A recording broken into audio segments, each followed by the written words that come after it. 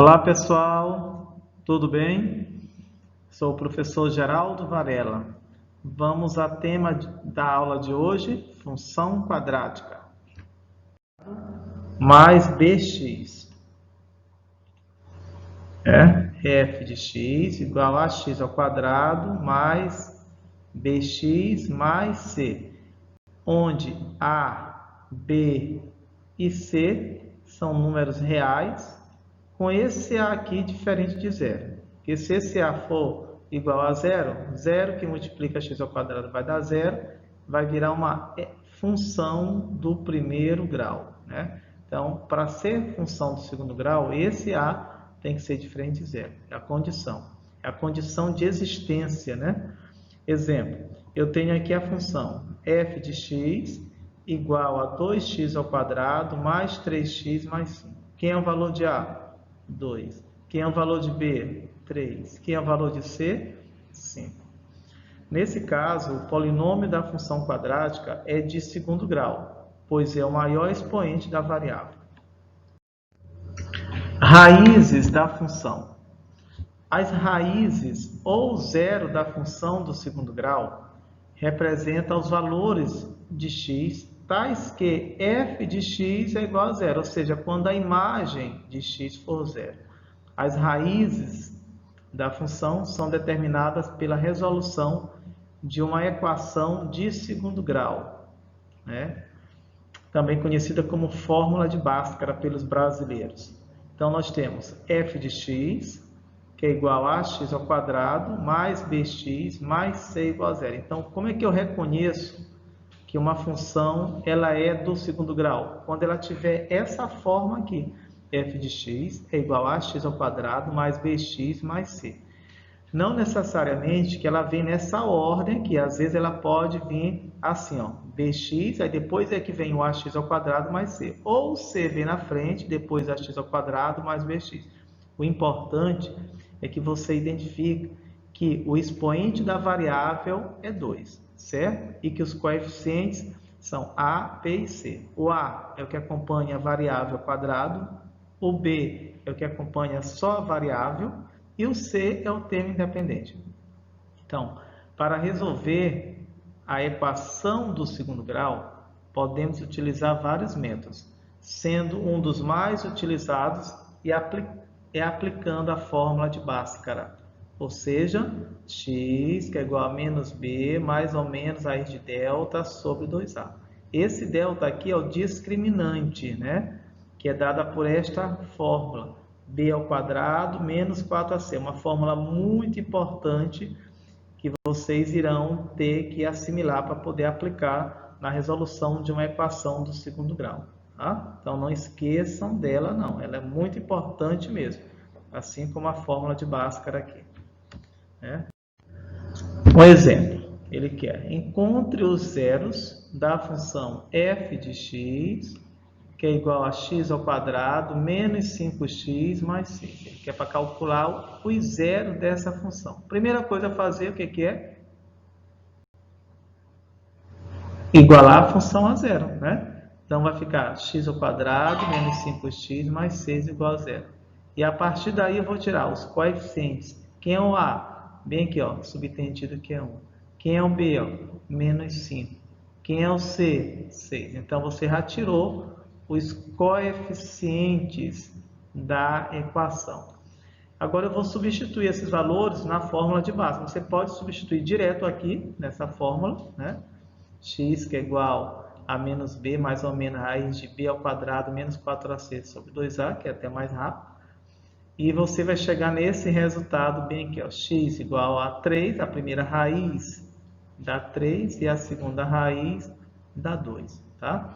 Então, quem é o b? B da fórmula, menos 5. Com o menos da fórmula, vai dar 5 positivo. Mais ou menos.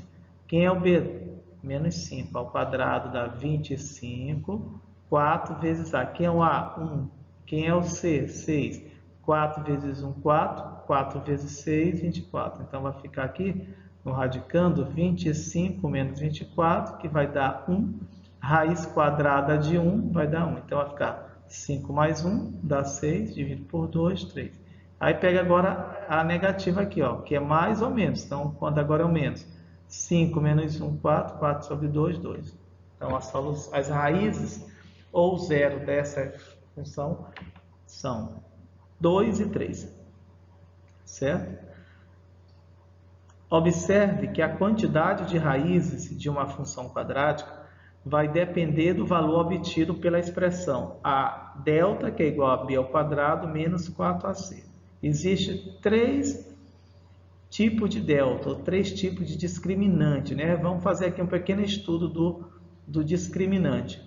O que é o discriminante? O discriminante é que vai me dizer se a equação vai ter raízes reais diferentes, ou raízes reais iguais, ou uma única raiz, ou não vai existir raiz. Então, delta positivo tem 2 raízes reais e diferentes.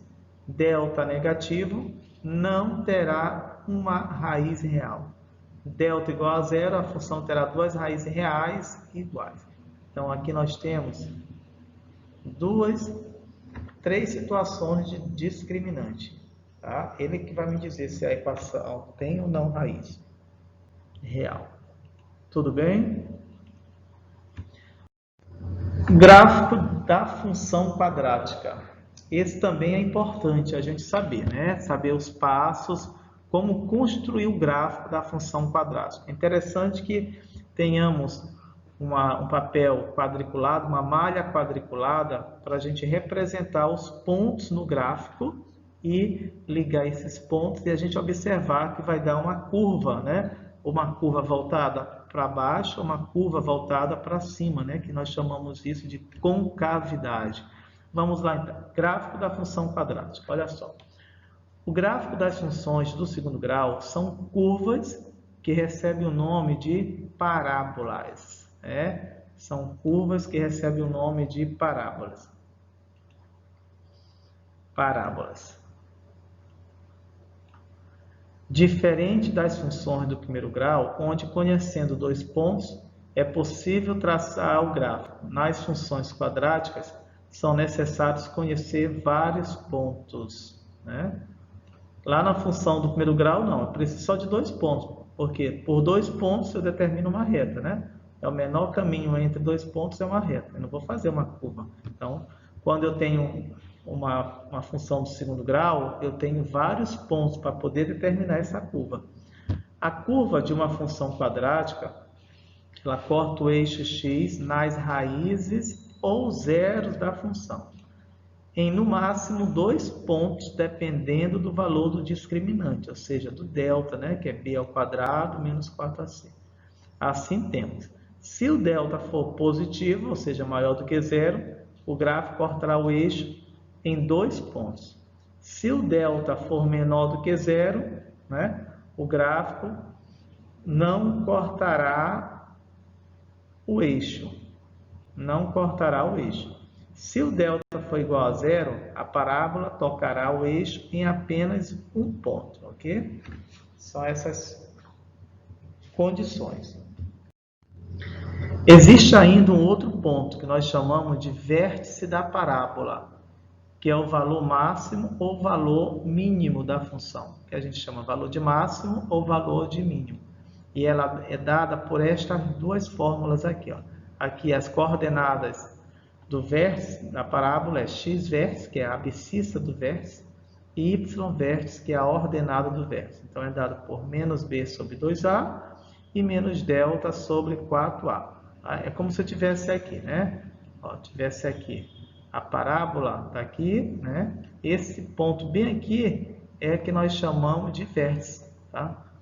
Da parábola. É o momento onde ela começa a mudar de sentido. Ela está crescendo e depois ela começa a decrescer. Ou ela está decrescendo e depois começa a crescer. Esse ponto, esse instante de mudança, né?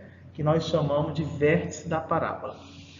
O vértice irá representar o ponto de valor máximo da função quando a parábola estiver voltada para baixo, e o valor mínimo quando estiver para cima, né? Então, parábola tiver a concavidade para baixo, valor de máximo. Parábola com o vértice voltado a concavidade voltada para cima, ponto de mínimo, né? Se o coeficiente for positivo, a concavidade ficará voltada para cima. Se for negativo, ficará voltada para baixo. Então, basta observar o coeficiente A. O coeficiente A é que diz concavidade para cima, positiva. A positivo, concavidade para cima. A negativo, concavidade para baixo. Ok? Raízes, né? Então, ele deu essa função aqui, f de x, que é igual a 4x ao quadrado, menos 4x, menos k. Não, a condição para que não tenha raiz. Para que não tenha raiz, eu tenho que fazer o delta menor do que zero. O discriminante tem que ser negativo. Fórmula de delta, b ao quadrado, menos 4ac, menor do que zero, porque é a condição que ele deu. Quem é o valor de b? Menos 4, então, menos 4 ao quadrado, menos da fórmula, menos o 4 da fórmula. Quem é o A? O A é 4, né? Quem é o C? Menos K, entre parênteses. Então, vai ficar, ó, menos 4 elevado ao quadrado dá 16, menos vezes menos dá mais, 4 vezes 4, 16, 16 vezes K, 16K menor do que zero. 16K menor, passa esse mais 16 para lá, fica menos 16. Aqui fica K menor que menos 1. Esse é o valor de K para que a função não tenha raízes reais. Deve ser o quê? Menor do que menos 1. Tudo bem?